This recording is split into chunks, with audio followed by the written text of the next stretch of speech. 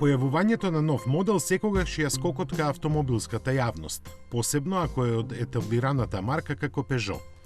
По долгиот период на подготовка за да биде како заслужува, регионалниот импортер Euroimpex од Скопје не повика на презентација на новиот 3008. Имавме можност на едно место да се запознаеме со повеќе варијанти на францускиот адут во кросовер сегментот. Релацијата до околината на Гостивар можеби не одговараше за ваков тип на возило, но затоа, менувајќи се попат, можевме директно да споредиме повеќе изведби во исти услови на возење. Секој од возилата што ни беа на располагање се разликуваше по нешто – моторот, трансмисијата и опремата. И за сите мора да кажеме дека се добро одмерени, уште подобро спакувани. Тоа, впрочем, е резултат на чекањето на Peugeot за приклучок на брзата лента по која се движи европскиот автомобилски пазар. Трендовите ги најавија уште пред доста време, но кросоверите вистински ги нападнаа сетилата на купувачите дури пред некоја година. И додека сите други експериментираа со димензиите, формата или содржината, во Peugeot ги потиснаа амбициите, како да знаеа дека треба да почекаат, подобро да се подготват и да понудат поконкурентен модел. Во поглед на димензиите, 3008 е долг 4,45 метри, што е за нијанса повеќе од директните конкуренти.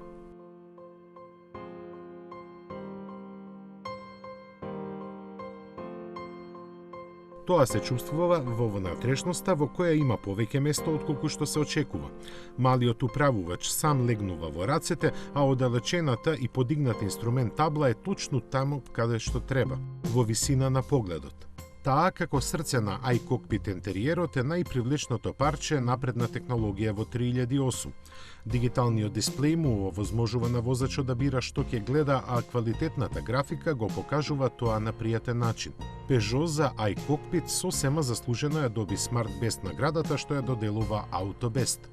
Единствена наша забелешка е предното стакло кое во горниот дел се чини преблиску до возачот. Не пречи во возењето, но чувството е такво. Растојанието од подлогата од 22 см дава храброст за теренски предизвици, иако нема погон на сите тркала. 4x4 верзија сепак ќе има, но хибридна и на неа ќе се чека уште 2 години. Дотогаш моторната палета на 3008 ќе биде сочинета од 2 бензински и 4 дизел мотори. За стартната понуда е задолжен 3-цилиндричниот 1,2 литарски турбомотор со 130 конски сили. На прв поглед мал, но тој сепак добро се носи со 3008. Лесно забрзува, уште полесно ја одржува брзината и добро е изолиран. Интересна е комбинацијата со 6-степениот автоматски менувач, кој е единствен избор за посилниот бензинец од 1,6 литри. Во Peugeot сметаат дека неговите 165 коњи доаѓаат до вистински израз само со него. Затоа пак изборот за љубителите на дизелите е поголем.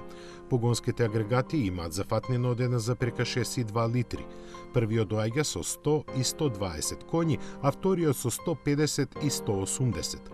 5-степен менувач е предвиден само за најслабиот, а за сите други 6 степен по избор мануелен или автоматски. Нам во возењето поголем впечаток ни остави токму автоматската опција. Одлично се согласуваше со познатиот дизел карактер, нудејќи агилност што ретко се среќава во сегментот. Тежината во предниот дел се чувствуваше, но не до мерка со која електрониката не би се справила, а неа ја има во исклучително голема количина. Зависи секако од избраниот пакет опрема, кои ги има 4.